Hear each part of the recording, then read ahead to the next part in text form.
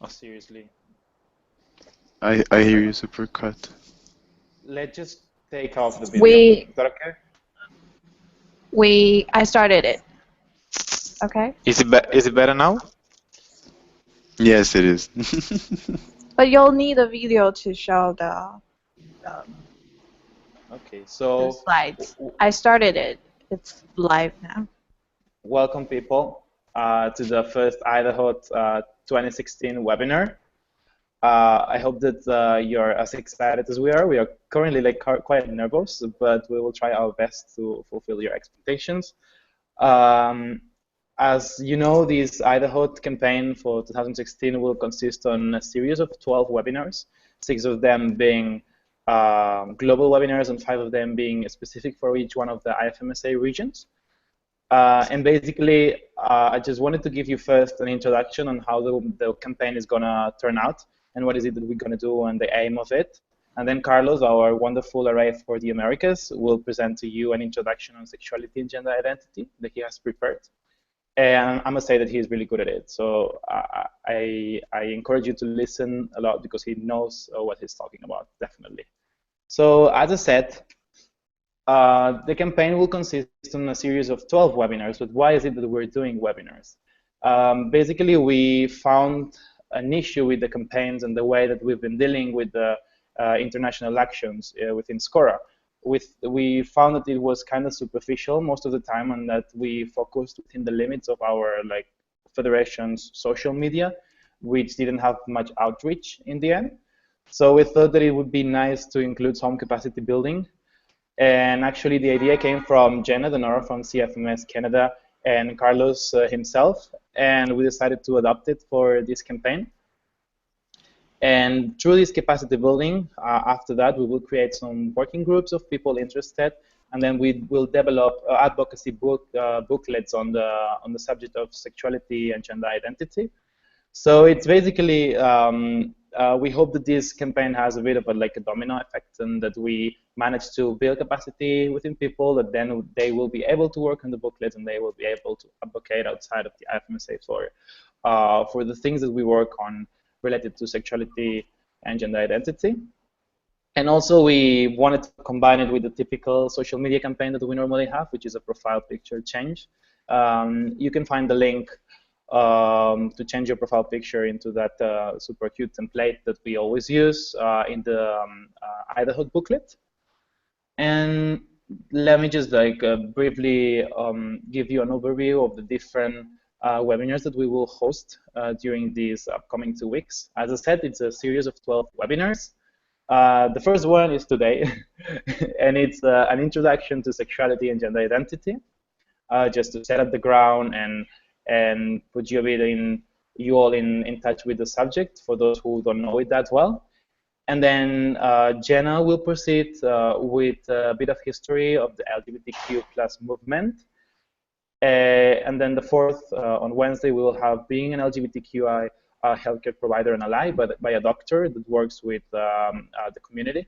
And then we will have the 5 regional webinars during the 5th and the 6th of May, which will probably become quite hectic, but at the end of the day, we encourage you to join them all, or the ones that you can, but at the end of the day, they will be uploaded in the YouTube channel and will be shared with you. So if you cannot join the live stream, then you can just check them out later. And then we will take a kind of well-deserved rest until the 10th, in which you will have a session on being a healthcare provider from the LGBTQI community. And then the 12th, LGBTQ plus as a social determinant of health. The 13th, Friday of May, we'll have mental health of LGBTQI people. And then the 16th, there will be another session on building an LGBTQI healthcare curriculum.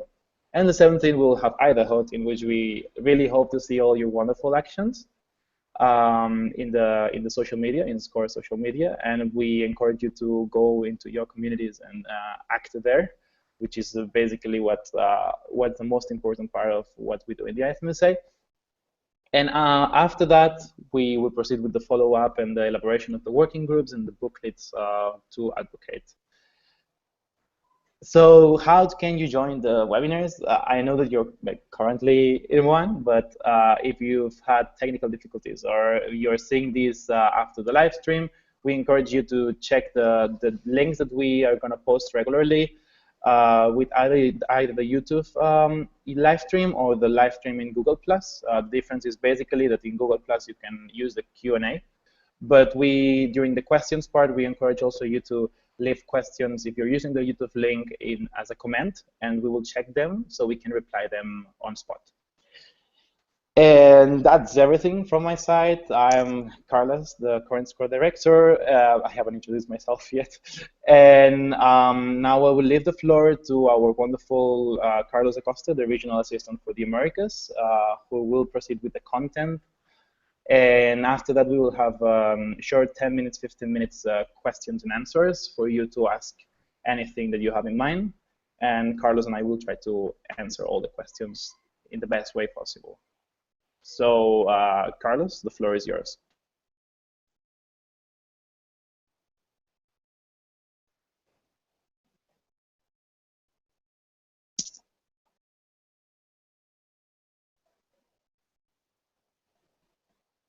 Carlos?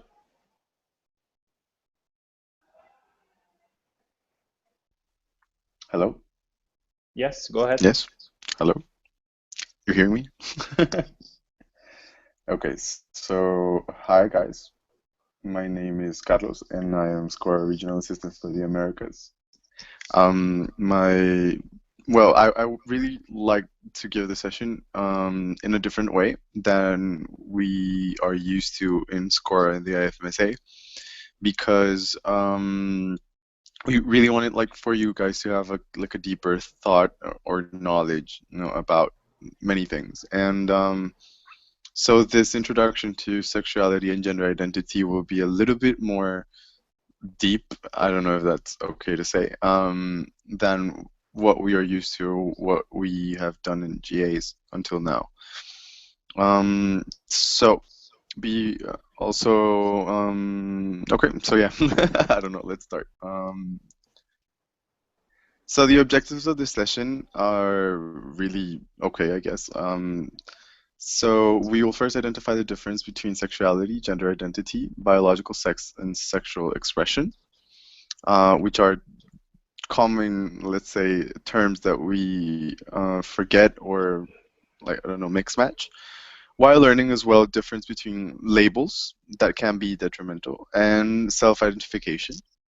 We're going to deconstruct. I really like this word because it's taking some things that we take for certain or for granted, and we are trying to destroy them, literally, to build them again with new things, with a new perspective. So we're going to deconstruct and provide examples with specific relations to the provision of healthcare. Okay. Next, please. Okay, so this is the outline that I had for this session. I'm not sure if I'm going to enter in a lot into number 6 and 7. I'm not sure. It will depend on time. But the idea is to first mark a historical context, then develop the 3 main let's say characteristics or questions that generally population has. And then we're going to enter into queer theory. That is something very important to know about, especially if you want to understand number 6, which is postmodern sexual orientations and gender identities. And then we're going to give an insight on how to stay open-minded, excuse me, as a healthcare provider. And then we'll head up to your questions, and I'm going to try really hard to answer them. And general closure. Okay. So we're going to start by the historical context of where does exactly sexuality and gender identity started its discussions. I'm going to, as you know, tomorrow we have a session on LGBT movement history. So I'm going to focus more on the let's say philosophical facts. So we have these 2 first guys. Of course, you've known them, I guess, Freud and John Locke. So Freud started analyzing sexuality specifically, not gender identity as such, but sexuality becoming coming from the principles of Eros and Thanatos. So Eros and Thanatos were like the concepts of living and dying, or they're like two poles, like living and dying, or being great and not being great, or having let's say fire in your soul or not. You know, like all of these like more abstract figures that define good and bad. Okay, but in this case, we're going to take them as life and death. And why life and death? Because for Eros, like for life, you needed to have sexual, let's say, insight or sexuality development within your life. And he first described this as a physical pleasure. And well, of course, today we know it can transcend that, but he definitely started describing it as a physical, from a physical panorama. And another important point was that it had a biological link. So sexuality has then, for Freud, like through his eyes, it has a biological link to our bodies, and this is also very used, like for it was used like for a lot of times to I don't know how to say that, to perform like the pathologization of homosexuality. So the like another term that we are biologically driven to seek this type of pleasure. Like the human being will always prevail to or will maintain his desire for physical pleasure through sexuality. And this was like the last term that was he described homosexuality as an unresolved Oedipus complex, which was one of the main factors to actually see homosexuality or sexuality as a disease. So this first context was very important to the study of sexuality and gender identity, because it was one of the first descriptions as something medical, let's say it like that, which now is wrong, of course, but that in that time it seemed very like logical. So yeah, I think we're going to start like right here to identify like how people have seen sexuality or differences in our sexual behaviors as a disease and not necessarily like social development or cultural development. Okay, so then having this in mind, then we go to John Locke, which described that people's behaviors are influenced by a society and education and cultural factors, and this will prevail until today when we describe gender identity further. Yes. Next. I'm really trying to do this dynamic. Imagery is kind of like a junk sometimes, but I'll try to make it a little bit like okay. So then we have Foucault. So Foucault is very important for sexuality and gender identity studies because he wrote The History of Sexuality in 1984, and he is one of the modern describers of sexuality in a more, let's say, social, from a social aspect, from a social point of view. So he has this repressive hypothesis in this book, which is amazing. I really recommend like for everyone like to read it. It's really interesting. So he talks about the Counter-Reformation in 1545, and talking about sex in 1545 was only in the context of confession to the church, and it was the only time where people were able to talk about sexuality and to talk about sex life and understanding sex far away more than just procreation. Of course, seeing it as a sin, but still it was the only space provided. So he takes this repressive hypothesis in terms that right now, like throughout the ages, we have carried sexuality as a repression, and now like he believes that this is the reason why now like sex is seen as a political action and as something wrong, because of the repressive hypotheses. And then he talks about ciencias sexuales. I don't know how to say that in English exactly. I read the English, so I don't know how to translate right now.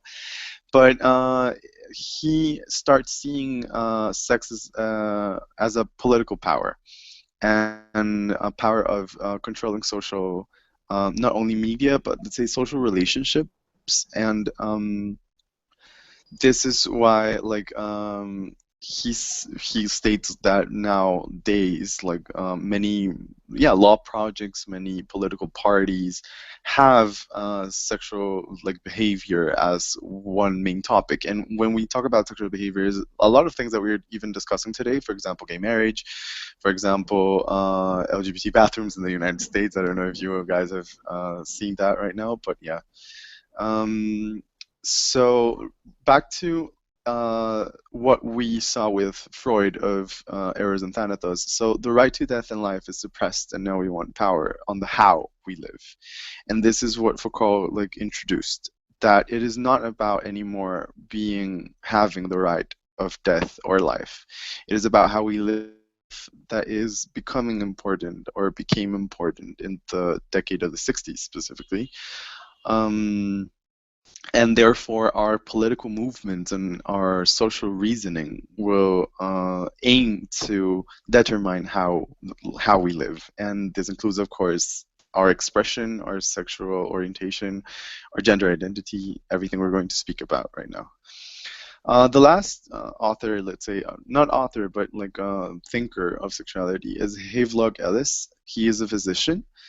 And Havelock Ellis doctor, let's say, to recognize that people are born homosexual in that time, and he didn't see that as a disease.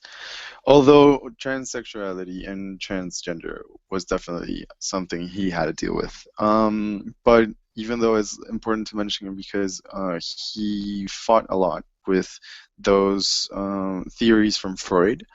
And well, he was not well recognized because of that. And then, yeah, like, he still continued with the transgender pathologization, which we're going to discuss as well further. So this was just like to give you guys a little bit of the historical framework of where do we come from, and why is it important, like, to discuss this. Okay, next, we're going to now enter into the hardcore things. So we're going to start by biological sex. So what is like biological sex? It's all about anatomy. So we had like Darwin's describing male and female and like devolution and etc. But it is about like our physical composition. Medicine has, let's say, or not medicine, science has like defined two types of genitalia. That were referred as to male and female genitalia. This is not only what we have in terms of definition of biological sex today, because when we define biological sex, we are including many other things today. We also talk about genetics. We also talk about our social development. We're talking about lots of things than just merely our genitalia. Although society has given this value, amazing, like incredible value, that to genitalia, that not necessarily needs to be there. And that is what we're trying to deconstruct in terms of LGBT movements nowadays. So okay, so yeah, there's not only genitalia, talking about biological sex, you also have genetics, for example. Commonly, biological sex is referred as sex, just sex. That is a huge focus of polemics and a huge focus of, like, a series of discussions. But we can, like, some LGBT movements accept biological sex to be referred as sex.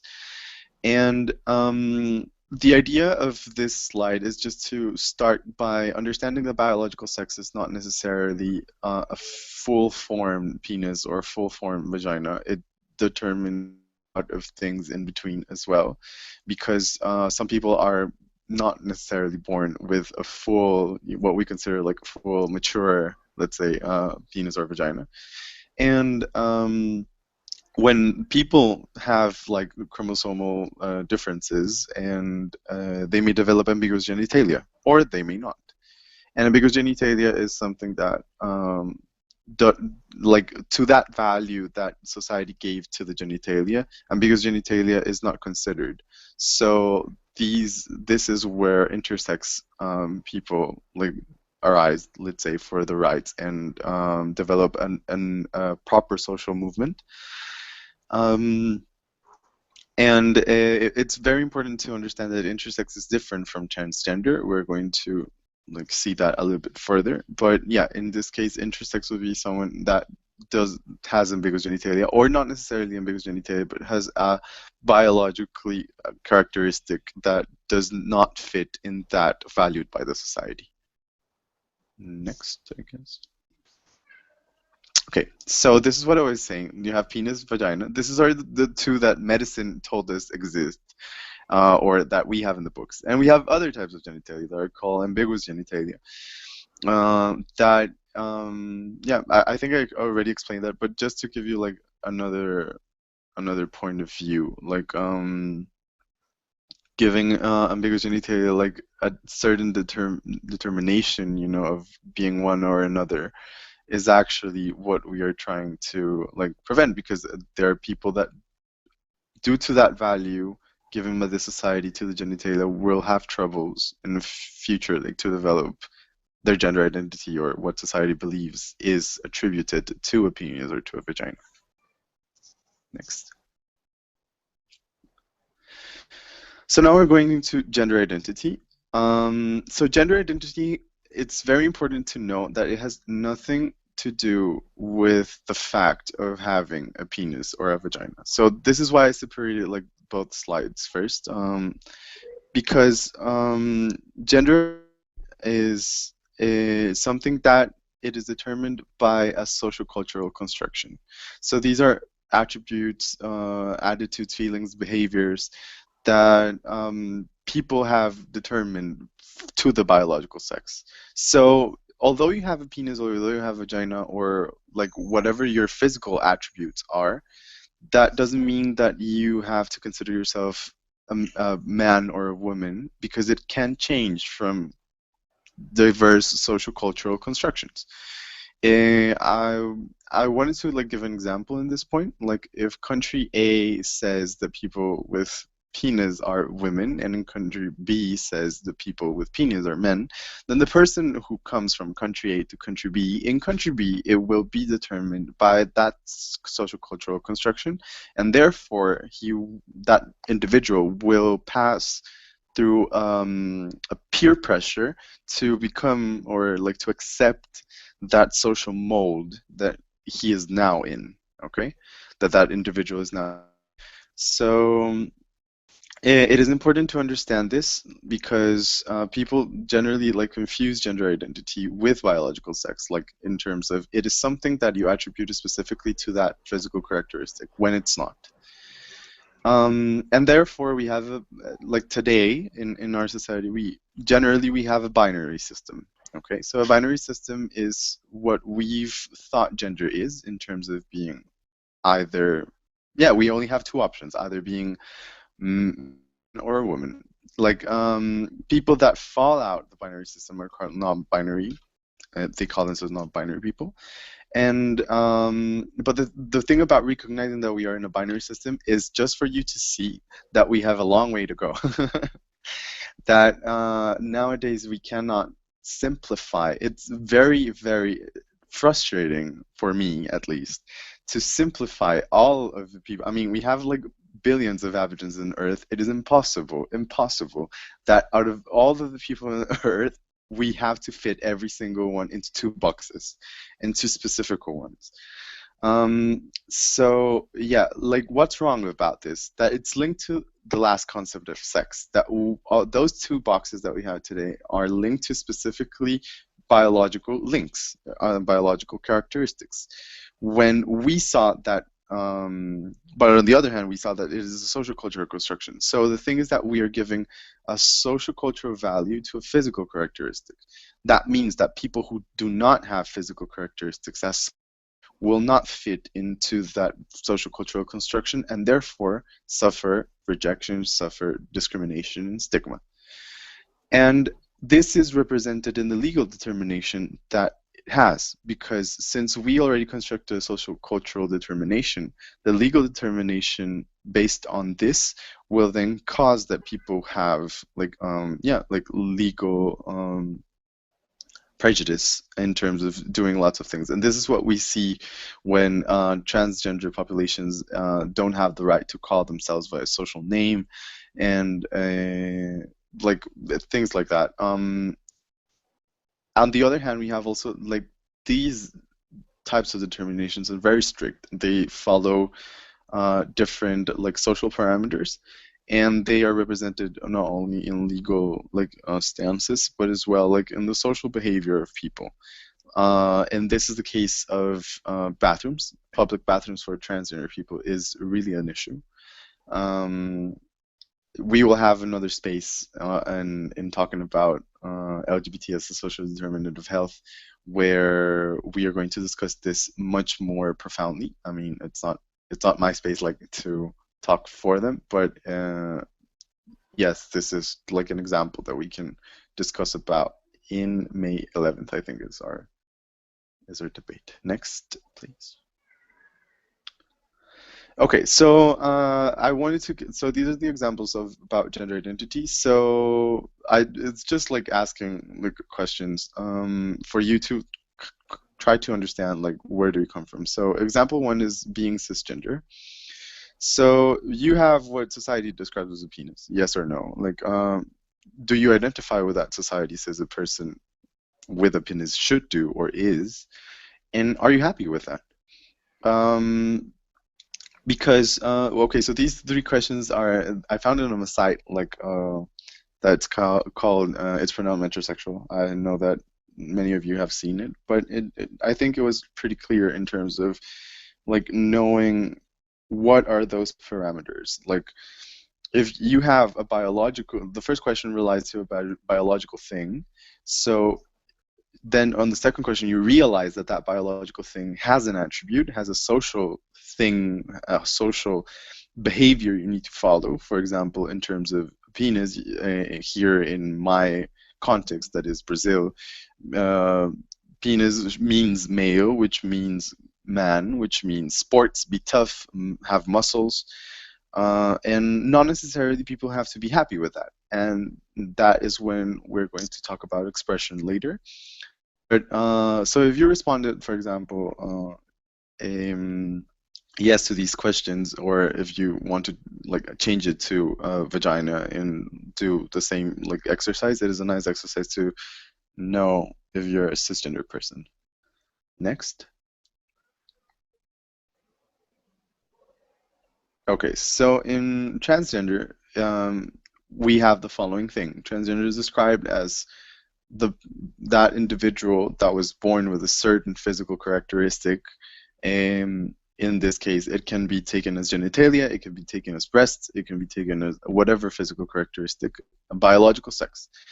And that gender identity that you have, that this individual has, does not match with that attributed by society to the biological sex or the biological characteristic that person has. So I will take the example of the penis again. Do you have what society describes as a penis? Do you identify with what society says a person with a penis should do or have?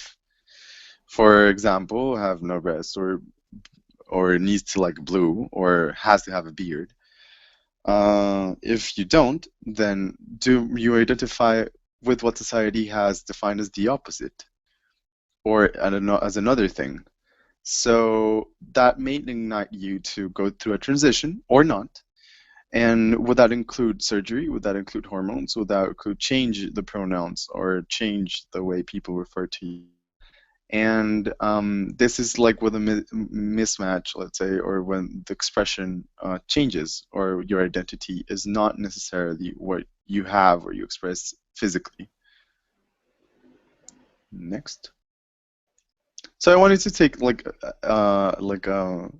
an example, because in my context specifically, this image we see here, it's like very in accordance to what my society thinks a woman is, because she has large hips or breasts or long hair or whatever. But this person hasn't told me, like this individual has not told me at all if um if this individual considers himself or herself a woman or a man. And the thing is that I'm not seeing any genitalia here. So I wanted to like show you guys that like the power of what we think genitalia is, because I haven't seen any penis or vagina or whatever like in this picture, although I'm already thinking that this person, because it has some attributes like hair, breasts, large hips, is a woman. And this is only what my society thinks. I mean, this is what I have been taught to think by the context, the social context I am in. But if you want to, like, next slide, please. But if we see like the cover of the magazine or whatever, if I now show like the transgender tipping point, now I'm thinking like, okay, what makes this person transgender? You know, like what then is my criteria of knowing if a person is cisgender or not? And this is the deal point of this slide, specifically of this exercise, that it's you don't. That's the thing. You never should have a criteria or a specific behavior that you should follow. It's not like following a checklist. You always need to follow what that person, that individual, tells you tells you that that person identifies with, or tell you what he is. Like if I like, you guys are not seeing me right now, but if I told you I'm a unicorn, you couldn't have like like you don't have like the how do I say this, like the authority to tell me I'm not a unicorn, because I'm the one describing myself. And if that is like what I identify myself with, then that's it. And this is what like this example or this image I brought you guys wants to, I mean, I wanted to transmit this message with this. Next, please. So, yeah, we have these two examples as well. You probably have seen this. This is Aiden in Men's Health, and which was the first transgender man to cover in a magazine. And this is Caitlyn Jenner. So these are two like famous examples of transgender individuals that actually like spoke up for their stories, and you can check them online. I mean, there's lots of stories for them. But what I wanted to also like state with these pictures is just to show you that like bodies as a whole are mainly of expressing gender, and like this is also a social context. I mean, these are all social like determinations that we are trying to break through. And I can like just tell you guys like to be a little bit like more sensitive in terms of letting other people express themselves before like having any type of pre consolidated thoughts about them. Next, please. Okay, so finally, like I think the most difficult example to show you guys is sexuality, or the most difficult term, because sexuality is a spectrum. There's no boxes. It's non-measurable and it's non-physical. So it's not based on a body. That's the first thing I wanted to clarify from this. It's not based, like we saw in gender identity, that there are some like social let's say characteristics attributed to certain types of certain parts of the body or certain behaviors or whatever, but sexuality is not. So this is why it can't be like people like it can't be like determined or boxed in what we saw before. So sexuality refers to attraction, desire, emotional connection, physical connection with a person. And this doesn't have anything at all to do with gender identity. Like, in terms of, you will feel this of attraction, desire, emotional connection, physical connection, indetermined by social influences. It's something spontaneous, natural, that happens. It's really just happens. And people will determine their sexualities depending on, okay, like for example, in my case, if I consider myself as a man and I love another man, or whatever, this will become a homosexual relationship. I didn't choose to be in love with this person. It just happened to be a man, just like me, just what I consider. And this will be entabled as a homosexual relationship because of our gender identities. But not because, I mean, it will be determined as a, like the terminology of it will be determined by the gender identities, but this is something that we created. This is not something organical. It's the boxes that we try to create, like, to understand sexuality, although they are not organical. They are not a natural process.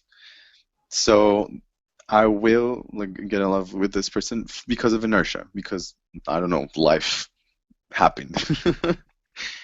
And okay, I think this is it for this slide. You may go next one. So I think it's better, like, to recap before entering to queer theory. So we had first biological sex, which is the physical things. Then we have transgender, or like gender identity, and cisgender, the transgender and cisgender examples I gave you guys.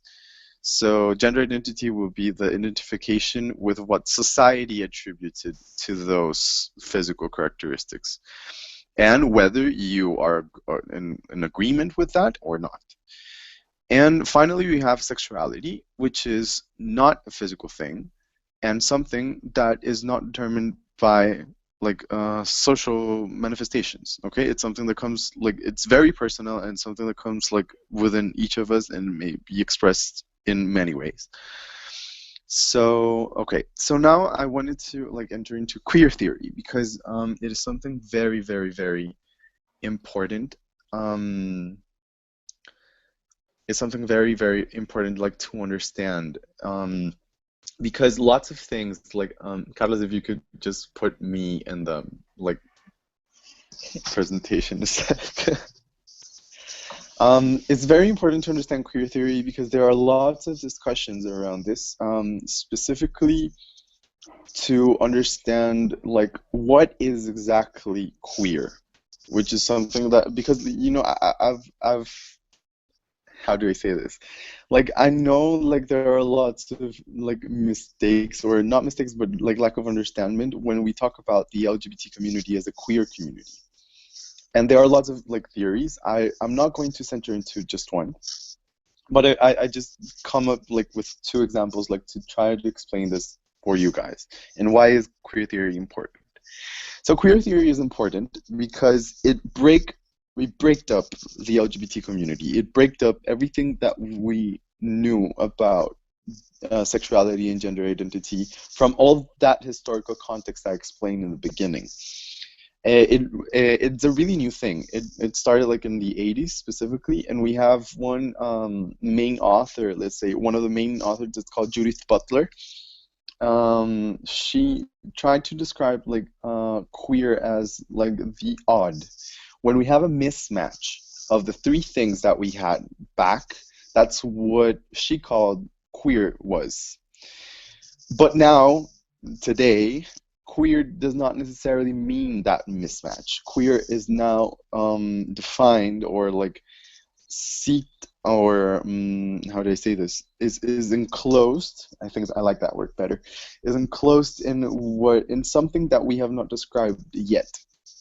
So one example of this, that's the second part, or, like, the first part was that of queer represents everything that mismatches, and the second part is that I'm going to explain now, is that now we have queer as well as a term to describe people who are not necessarily described until now. For example, we already described, and people like have, say, the term homosexual or gay for cisgender men that like cisgender men or that feel attraction to cisgender men. We have described lesbian for cisgender women that, you know, like, okay, and all these kinds of things. And now we have, for example, genderqueer people, that are people that like not necessarily have to identify with any gender described until today. And this is like the marvelous thing about gender, like gender or the queer theory, that it is something, it is like a theory that tries to explain everything that has not been described. And although it has not been described, it does need like their recognition and their specific social needs guaranteed by law and guaranteed by the state. And in activism, it's really something hard to explain, because when you go like to a parliamentary, you know, stage to tell like, yeah, we need our rights and we need our things, but we don't know how to explain it to you because we have not figured a rational thing, like a rational box. It's really difficult to use everything. In my experience, for example, like this has been one of the main troubles also advocating into a medical school, because when we talk about having LGBT inclusive things or understanding sexuality and gender identity for doctors, it's so hard for people to understand that not necessarily everything we see has to be enclosed in a box for us to defend it. And it's very like interesting like to understand this, because this theory can be used in these like in these examples, in these situations, without actually like disrespecting someone for just because you don't understand like their sexuality or gender identity or sexual behavior or whatever you need to understand. So yeah, that was basically it for this part. If you have, like, please ask questions at the end. We can continue with the presentation, I think.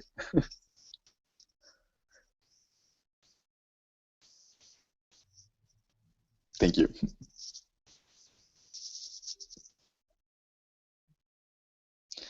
Okay, so this is like the part I like the most. That's called like expression. Expression is a very complicated thing. Like, I mean, it can sound like a little bit not awkward, but like difficult. But expression is actually the most difficult thing to understand,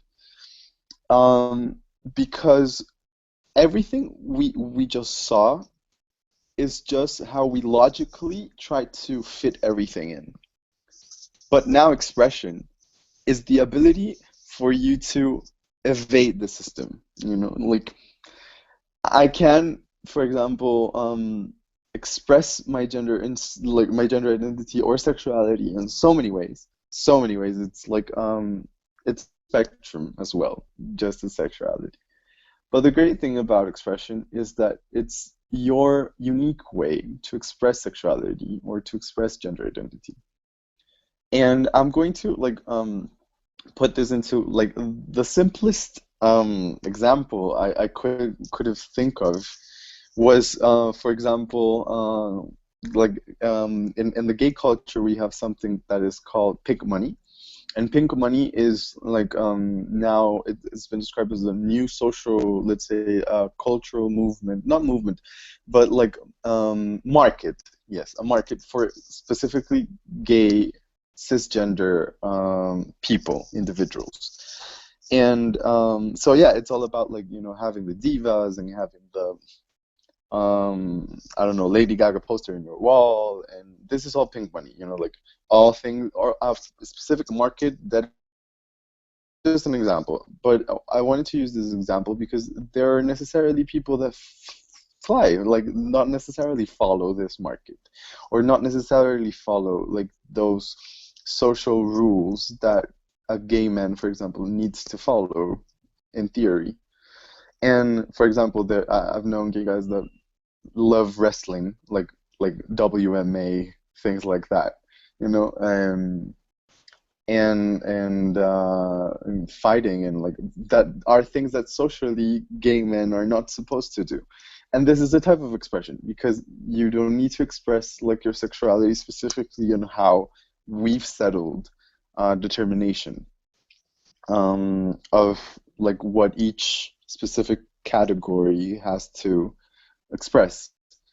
And this is also like, for example, the theory that people think that lesbian women need to be super tough and need to be a tomboy and they cannot be feminine. And then now we created a new like expression for feminine lesbians, which is lipstick lesbians. And I don't know, like I see this just like a type of expression that has now gained a new stereotype. But yeah, it is like a certain like expression that does not necessarily need to follow, and you can express your sexuality in many ways, and your gender identity as well. I can get on heels, for example. I did that on a regional meeting in Uruguay, and that doesn't make me less or more gayer than I am. I'm just gay, and that's it. Like, you know, but that's just me. And this is a type of expression that people.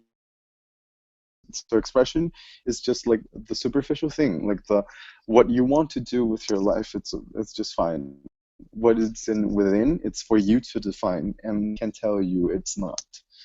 And that, I think that's like the main message of expression. You can put the next slide.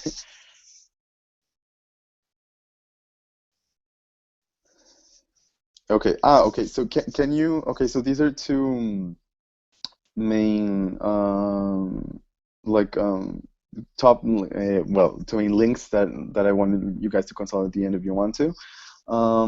First, the APA is just like for the definition of, if you want to like go back to the definitions of sexuality, biological sex.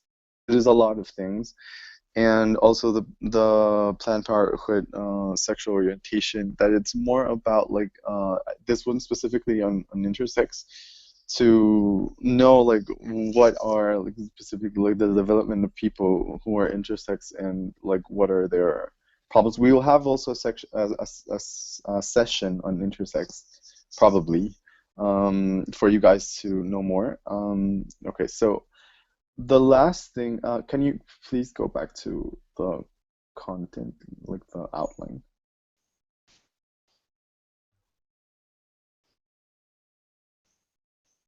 Okay, so I wanted like to, after the queer theory, I put the postmodern Soji there, because okay, after the queer theory, as I told you, there were a lot of like new types of sexualities or gender identities that we have never described before. And after the queer theory, like many people started like to think a little like deeper in other types of sexualities and gender identities, because it is also impossible to have only four. So there are new types of sexualities that I'm sure like some of you have like heard, and probably it's like a weird bug there, but it's actually not. So I prepared just 5 of them. I wanted to describe you guys, and 5, no, sorry, they're less. But for example, we have demisexual people, that are people that need an emotional connection before having any type of arousement or like whatever. We have asexual people, that it is also the characteristic that you do not necessarily have to feel all those things for anyone. There is also, for example, a lot of things that do not necessarily consider you a binary person, that we discussed, that are like male, female, and like, or man or woman. There are lots of genders there. No, people can be transgender, people can be cisgender, people can be genderqueer. So now, I wanted to like show you like another type of gender, for example, that people didn't understand before. That's called two-spirit.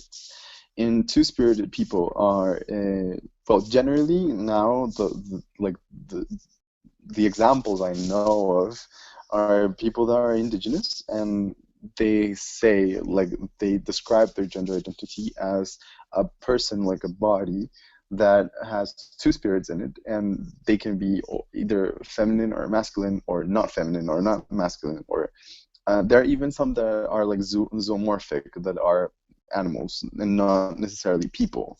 And this is the type of gender. And so I think it's like it's amazing, like, to describe these kinds of things that are totally new and that are, I don't know, I just wanted to give you guys like another examples of things that probably you've never heard of, and that they are also very important, like, to understand. An international context about this. What is what is a framework that defines or that advocates for all of this? So we had it was not actually like that far long ago that we had the Yoga Carta principles.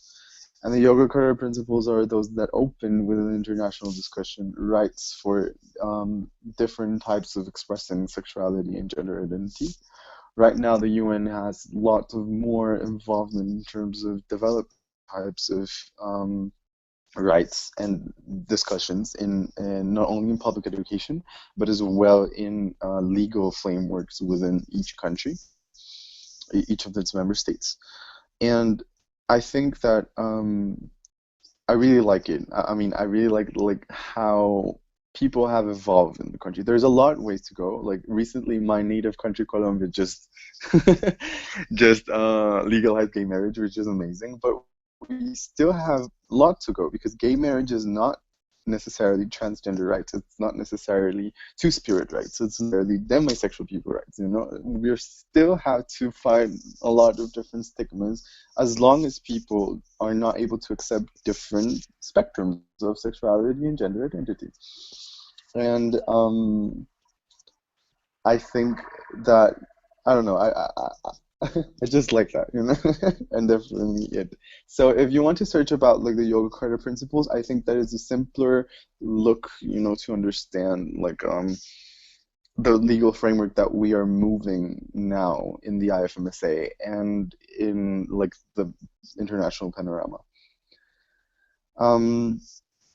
Okay, so how to stay open-minded is the last part I wanted to like introduce you to, you guys, because the problem is, like, for us as doctors, is when we have an LGBTQI community patient entering into our room, we, like, some of you may think like, but I want to like definitely give them the attention that the patient needs, and I think there's only one way to go. Like, well, actually, there's a few steps to go. I also think it's like amazing to think about that. And it's the first one, open your heart. Open your heart to new things, because there are always new things. The second one is don't make assumptions. And don't make assumptions is actually making an assumption, but don't make assumptions in terms of what people can tell you. And the third one is call them by their name. Like, be called. Like, hey, you, how do you want to be called? And you'll just don't use pronouns and learn to have open questions instead of I don't know, if you receive a phone call and you say like hello, good evening, you can say like, who am I talking to? Who am I talking to? Like, it's making an open question, is letting other people express themselves in whichever way they want. And I think that's basically like it. In terms of getting into like your medical practice, advocating inside the hospital, inside the university, inside within your classmates, you know, and letting people know why this is important, why respecting others is important. I don't know. That's that sounds kind of like, I don't know.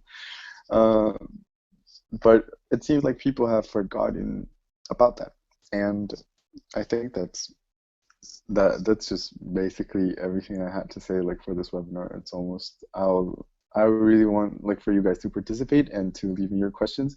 I'll try really hard to answer them, and I think that's it.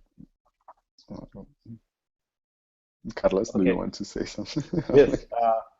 First of all, like, thank you for this. I think that we will hire you for the rest of the webinars.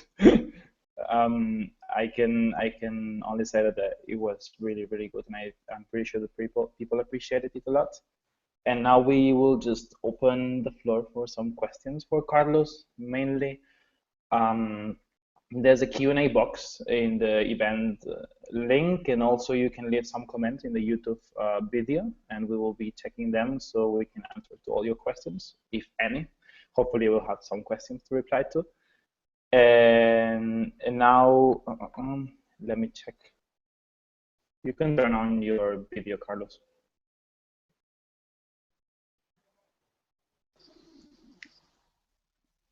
Okay. I'm just like I'm very nervous still. Like Okay, so questions.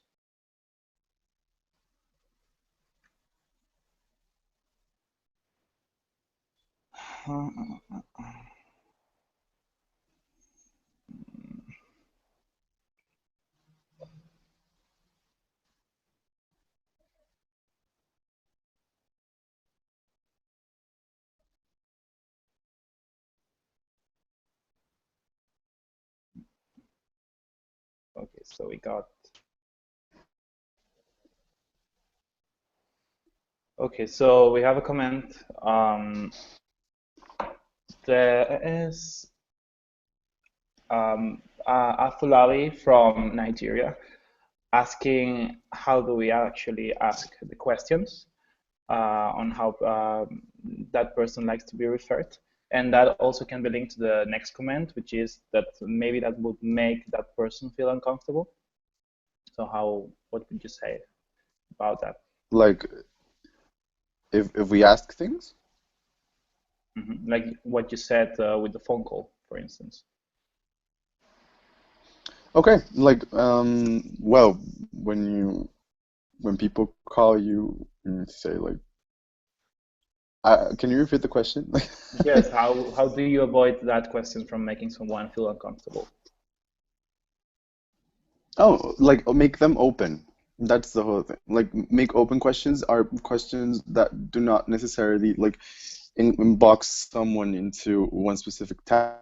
For example, is that it is here like it depends also like on the language, because there are some languages like English, for example, that have fortunately like neutral pronouns, but most of Latin origin languages do not. So when they when they have like strict pronouns for absolutely everything, then we tend to like ask people questions, or I don't know, like taking sexual history, for example, like with that specific pronoun, that's not necessarily the one we want people to, they want to be referred as to. Now, for example, there's intersex people, and they like to be referred as they. For example, they is like a neutral pronoun, and you can say like they want or they are, and they, like they, it's a more abstract concept. The idea of making like open questions is just like not necessarily like having the person like be on the wall like to answer specific answers. Like for example, you have the patient's name generally like in the record. Here in Brazil, for example, you don't have the social name in the record, which is a problem. So what we do generally is, instead of like naming like the person or calling the patient to the record, is just asking like the order of, for example, the order that people came into the outpatient clinic, and then we just order like the the call within the line that they are in, and you just like go to that person and seek that person to say like, hey, can you like go to the like the how do you say that, consultorio, the consultory room? Would you please mind to come to the consultory room? Would you? You is like a also a neutral term.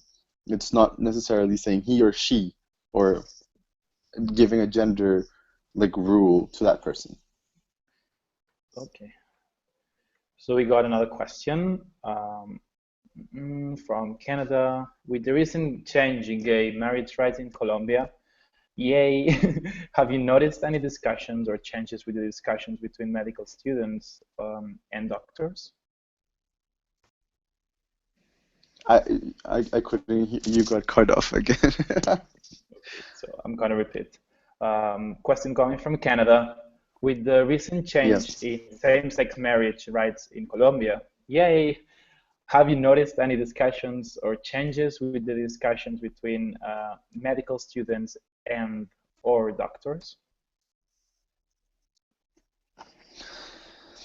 Okay, there has been a lot of discussion in terms of adoption.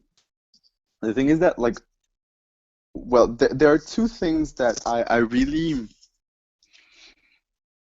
that are important, like, to say. Okay, and this is going to be like, I don't know, like a polemic.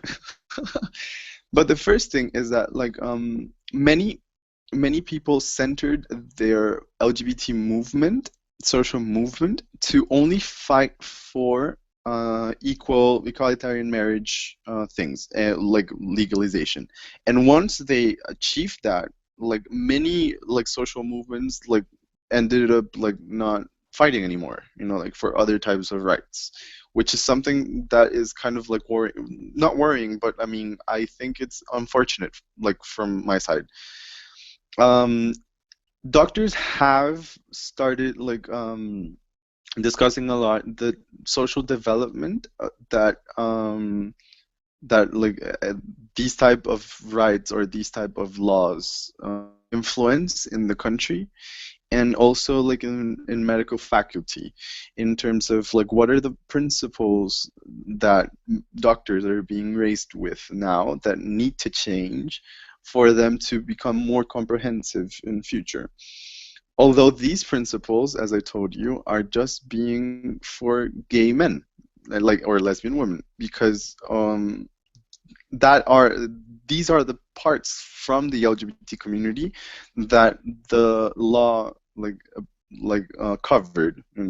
The rest of people, like for example, like tomorrow, if one individual like considered genderqueer marries another genderqueer person, that in Colombia would not happen. Like that's the thing. Like the law equally like equal marriage came, but not necessarily for each of the parts of the LGBT population. So we still need to fight a lot for that to happen, and to happen without like stigma. Like people like now have equal marriage, but stigma and discrimination still goes on, and I think that's like I think that's what people are missing, like in terms of consciously advocating for others. It's not only passing the law.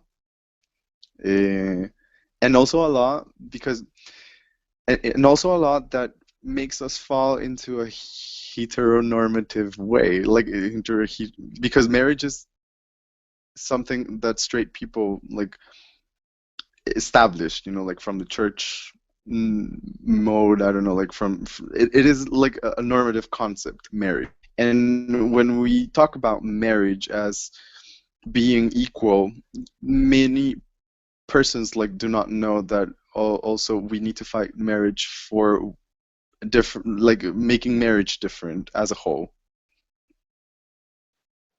So we have a whole bunch of questions. So first, like I'd like to point out a Oh, really? comment. Generally, people who have varying gender identities are happy when you ask about pronouns and wouldn't be disturbed. So that's a yay. Well, and a question from What again? that generally people that have varying gender identities are happy when you ask about the pronouns that they want, Yes. they feel identified with. And another question Yes. from Greece, why bother having two terms, one saying gender and the other gender identity?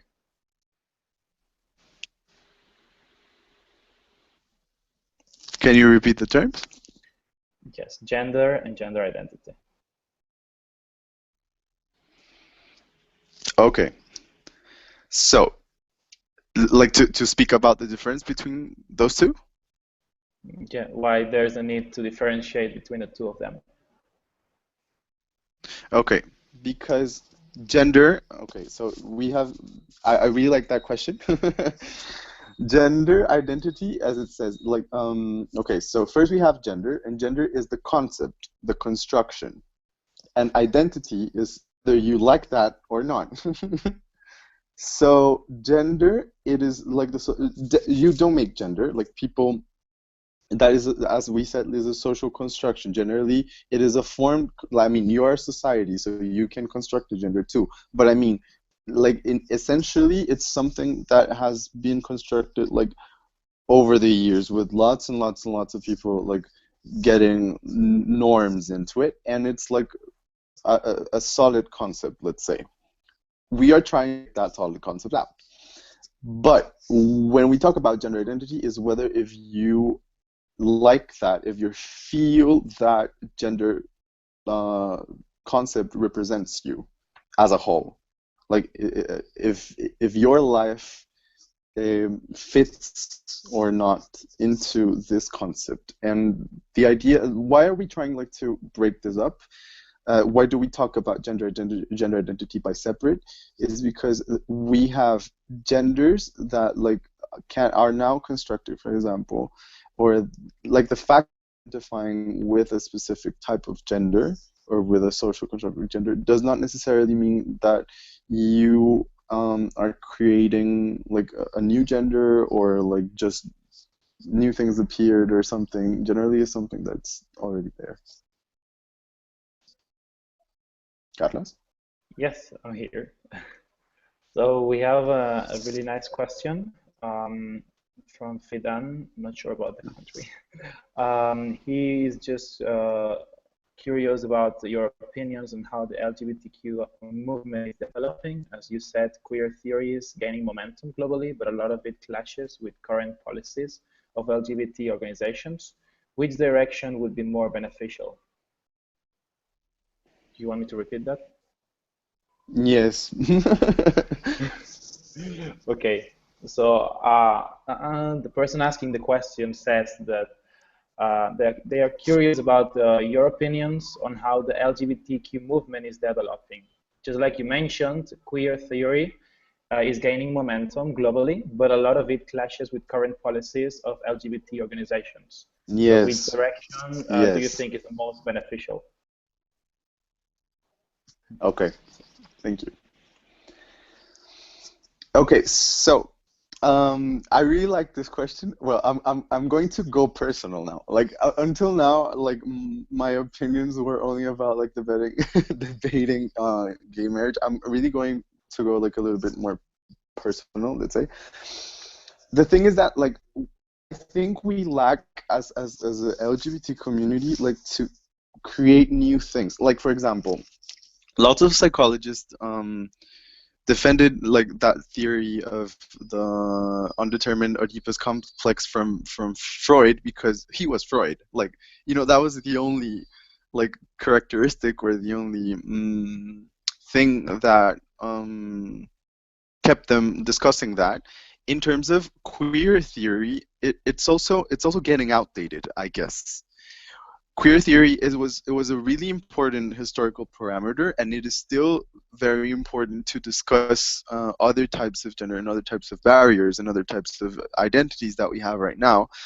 But it's still like now society has changed, and I think it's time like for us to also create new panoramas and new concepts of what we believe, like how gender is evolving. Because what we have now is that I believe we are evolving into a point that we cannot box everything, because like we can only talk about soji, like sexualities and gender identities, like period. But trying to like evolve everything and to create something comprehensive, it's very difficult when you have all of these ramifications. So probably it's I don't know, like this is, as I told you, like this is super personal, and people have the right like to not agree with me at all. But what I think is that the LGBT community now is lacking of being united again, you know. And of course today we have differences between gay. Talking about a gay cisgender guy is very different than talking about a black transgender woman. These are totally like different things. But because there are now concepts that, or we have reached to a state where we cannot like even respect each other within the LGBT community, and we are violating our own rights all the time.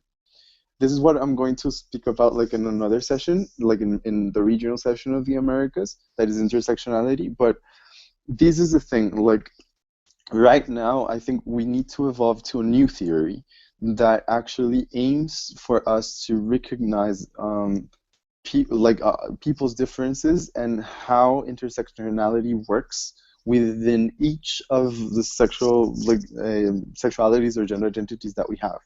Because as well, when we try to make the policies and when we try to argue this, we need to always like break it down and try to like fit everything into a box for people to understand it. But what if we destroyed the box, we destroyed the boxes, and like fight as the Yoga Carter principles, for example. I think this is a very good example, as sexuality and gender identity as a whole, like any type of it, you know, like, and I don't know, I think probably this, I don't know, this direction, I don't know if it's faster. I think it's not faster, but definitely if we work together on it, it will take us further. You know, I don't know. That's just my feeling. It's a really personal feeling, but it's a great question. I really like that. I don't know if you can write me. I would like to discuss with that person who made the question later. Okay, so we have a great reception. The people are saying that they love the answers. So far, we do not have more questions.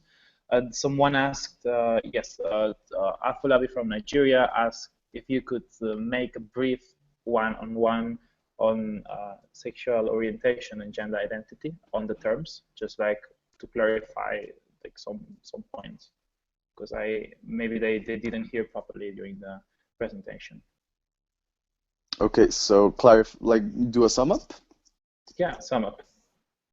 Okay. So, how do I do this? Okay, I'm going to, wait. Okay.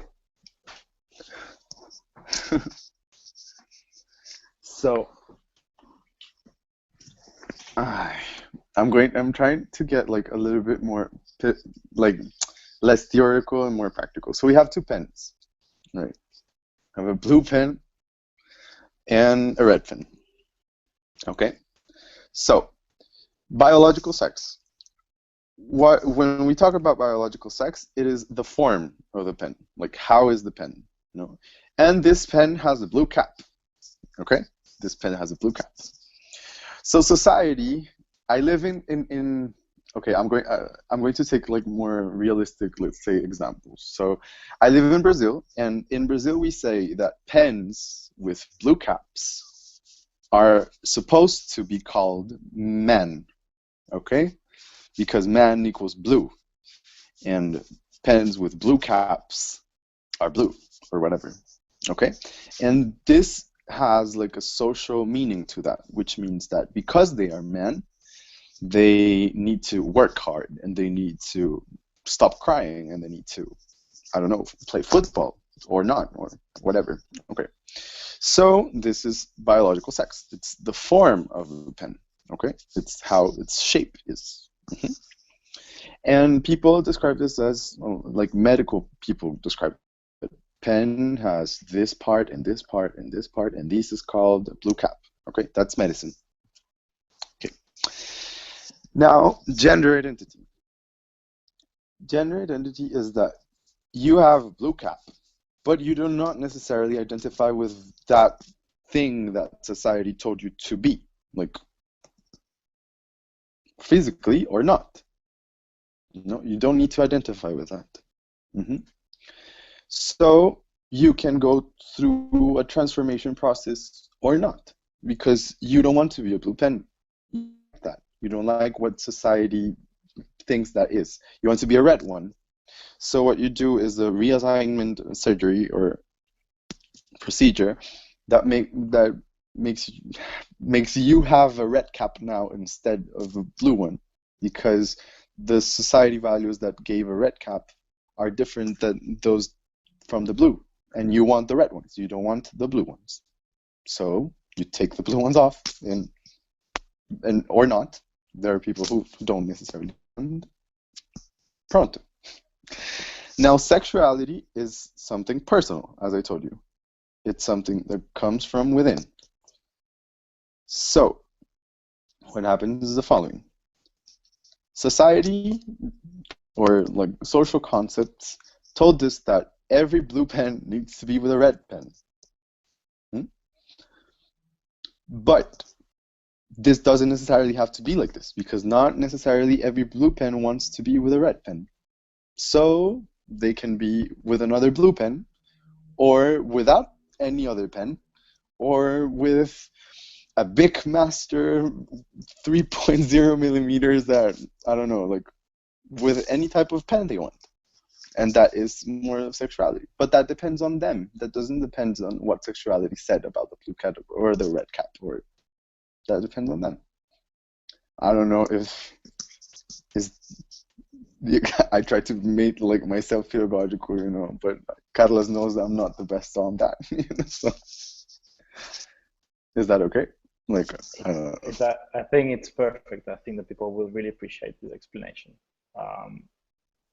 I speak for myself, but I enjoyed this during the whole hour and 15 minutes that we've been going on.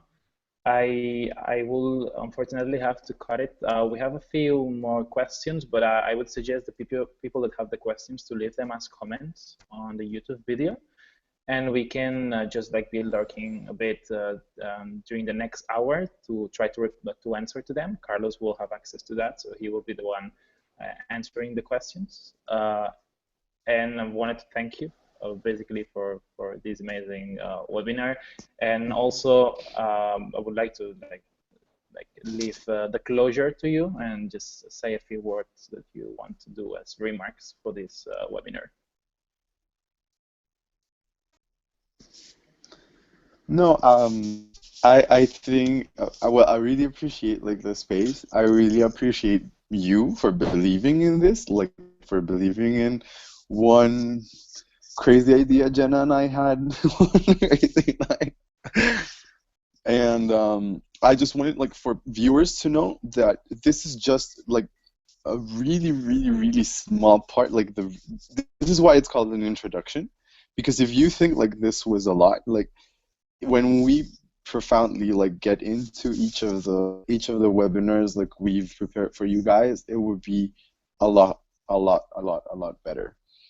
Because we're going to like see, you're going to like for example, if you didn't understand what transgender was today, it's okay, because we're going to have like more webinars about transgender people. We are going to have beautiful people from Canada coming, but I'll leave you that as a surprise. And all of these is going to be amazing, and everything is going to be summed up. The final message is, I don't know, like love each other. I always say that, but yeah, people need a lot of love. These are times in the world where people love each other, or love the world as a whole. It's kind of sad. So give love to each other. Thank you, Carlos, and I hope that all the viewers will join us tomorrow at the same time for a webinar given by Jenna on history of the LGBTQ+ movement. And see you all then. And thanks for watching. We'll keep you posted. Thank you, guys. Bye-bye.